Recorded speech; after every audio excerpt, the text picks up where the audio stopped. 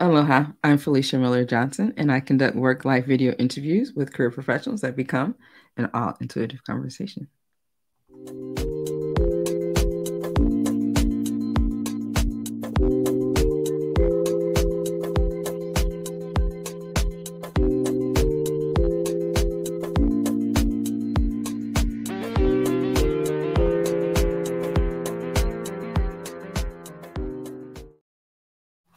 Aloha, I'm Felicia Miller Johnson, and I encourage individuals to live smart and ascend to new levels of work life success. So today I have the pleasure of laying the cards on the table with Simran. So let's bring her to the stage. Aloha, Simran. Hi. How are you Hi. today? I am good. How are you? I am doing well. I am doing well. So you and I had never met before, so this is an opportunity for me to connect and get to know you. Thank you for being open to having this all intuitive conversation with me. So tell me, where are you logging in from? Where are you sitting? India, Kolkata. I'm from Kolkata, which is located in India. So I think we are far apart that way. Okay, so that is far. So is it evening time for you? Because I know it's like 9 a.m. for me here in Little Rock, Yeah, Arkansas. it's evening, 7:30 p.m. Ah, okay. Well, what I love about this whole internet thing, we can connect with individuals all across Yes. the world at any time, right? So, are you born and raised from India? In India, where you're at? Yes. Yes, Hmm. I've been born and brought up in India. Awesome. Okay, so tell me, it says that you're a counseling psychologist. Tell me Yes, I more. work as Yeah, tell me more about that. What's your experience being a psychologist? So, yes, you can either call me a counseling psychologist, a therapist, or a mental health professional. So, I have been working in this field for 4 years now, and I see, individuals of different age groups suffering from anxiety, stress, depression, certain relationship issues, or lack of motivation, self-esteem issues, and there are a lot more that the people go through today, and mostly after the COVID situation as well. Mm-hmm. Things have changed a lot for people where there were loss of jobs, layoffs, and a lot of other things also economically falling down. So yeah, I think therapy is something that people have been approaching it more now, and are more open to discussing their concerns and their issues with a therapist or a professional. Hmm. Well, your energy that came out already was this Eight of Swords here, and it's this woman that's releasing her blindfold and is walking through this gate. And here's what it says on the card: it says, "The illusion of entrapment, a lack of self confidence that makes you feel helpless, being afraid to take action, take responsibility for your life now." So basically, it sounds like you're helping individuals that are probably having feelings of that to take off the blindfold and walk through this new gate of opportunity of learning Yeah. more about themselves. Now, when you were, say, 9 years old, what did you think you would do for a career? Honestly, I didn't think much at that age because, of course, we are too young at that age to, decide that I want to do this or I want to do that.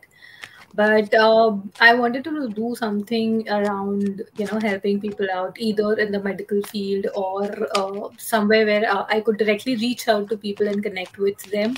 So, being a part of their sense of satisfaction or sense of relief was something that made me feel better. And honestly, even though I wasn't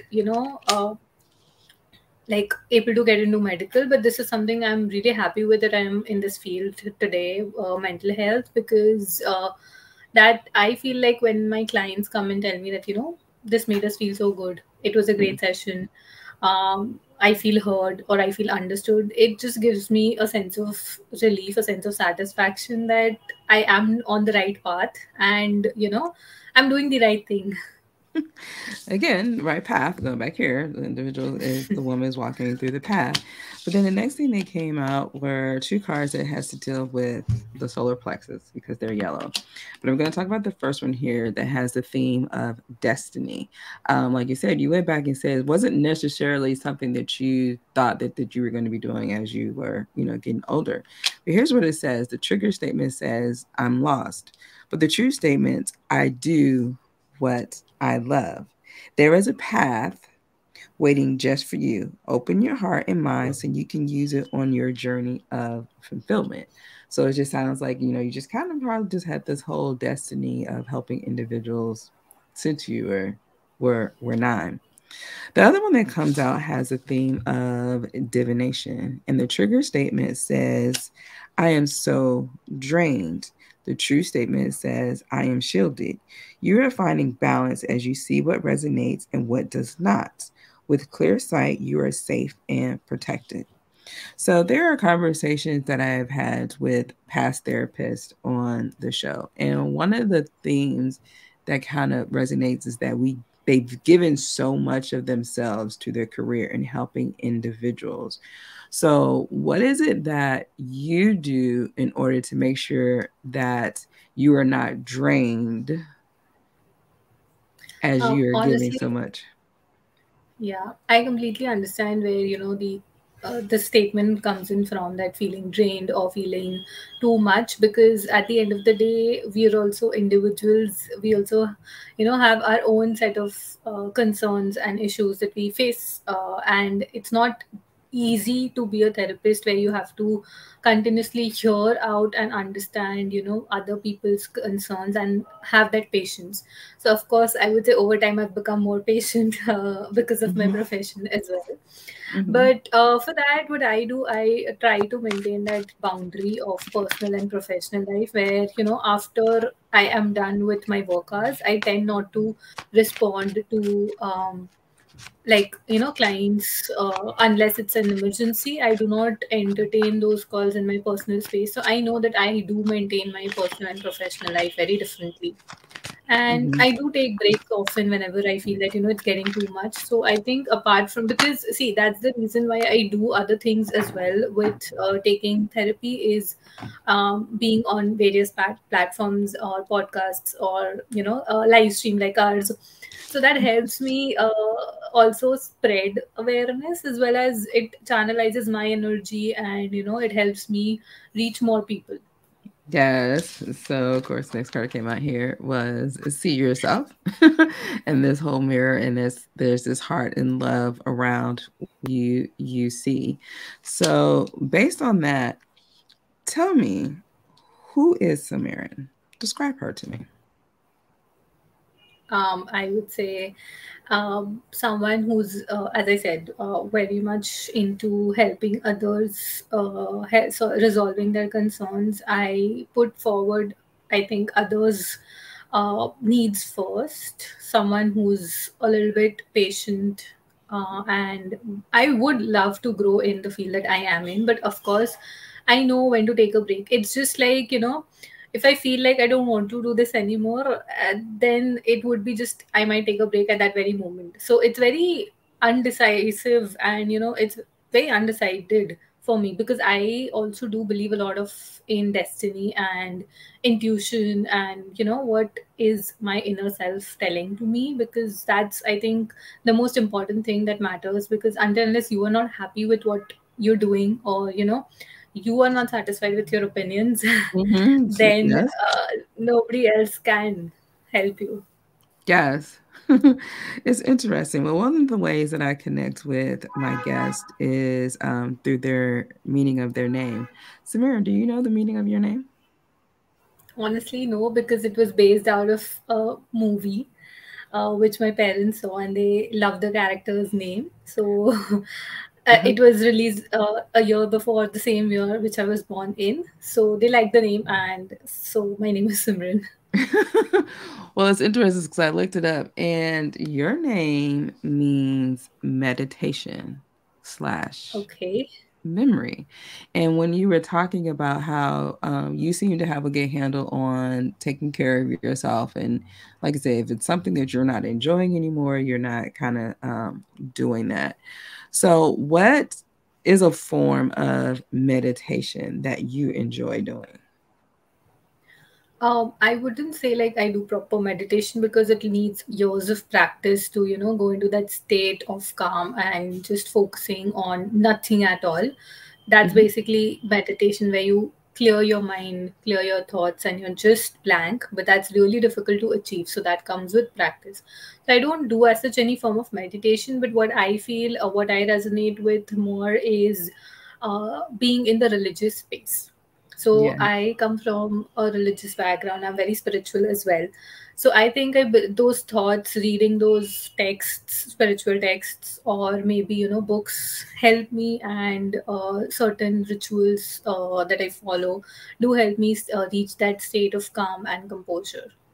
Well, even though you may not have known what your name meant before, it sounds like you are still leading this life, and that's what is so is symbolic of when people, name their children. It's like, what are we speaking into their lives, and what are they going to kind of live out?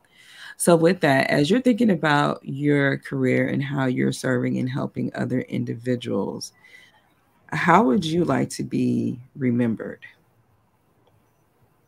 I haven't thought about that much, but of course, generally people do remember everyone with a good light and in a good spirit. But yeah, I mean, I've never thought about it that should I be remembered as or how. But I would definitely want that if people could just say that she was a good human at the end of the day, I think that would be the best thing for me.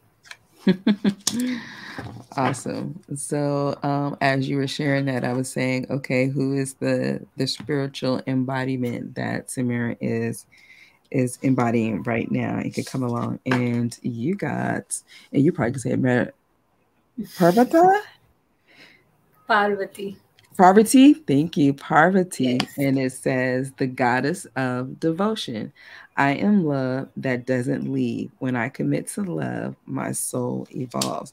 And that is like the thing, because like I said, the first young lady here was wearing this whole red. And then you have this whole red love here. And then Parvati. So coming here, it's like, okay, what does the word that she have for you? So 76.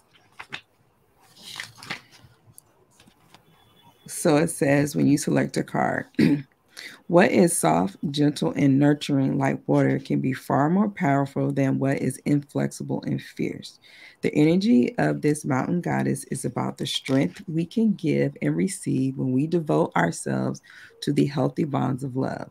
Parvati is about the divine feminine potency of being a calm, benevolent presence, especially when something seems to threaten a deeply meaningful relationship. Transformation with this goddess calls for a softening. When a situation is hard, even painful, Parvati is suggesting that you allow your fist to unfold, open and release what is clenched in fear or stress. Remember that your love is a mountain that cannot be moved, and that has a bond between you is holy. No human hands or words can ever break it. The answer of what's next or highest for you can be found through the subtle act of simply abiding, not reacting, not running, not hiding. A deep reservoir of power can surge up from within us when we choose to remain present, letting devotion inhabit us in these moments when our ego has typically fled, infuses us with the capacity to transform all of our relationships. Devotion is not attachment, it's letting go of the illusion that you and this lover or this friend or this child or family member, this soul within you can ever really be separate from you. Devotion brings us home to the point and purpose of every relationship, love.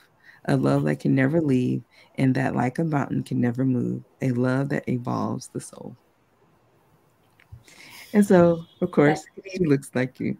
So I'm just like, yes, you're living Thank that. you. So, with that, if individuals want to reach out to you and learn more about your coaching and connect with you, how can they reach you? They can definitely reach out over YouTube. I have a channel. I have my profile on LinkedIn as well. So they can reach out there as well. And the contact information is on the bio of my LinkedIn profile. So people can reach out via that mode also. Awesome. Well, thank you so much for being open to having this all intuitive conversation and sharing your presence with us.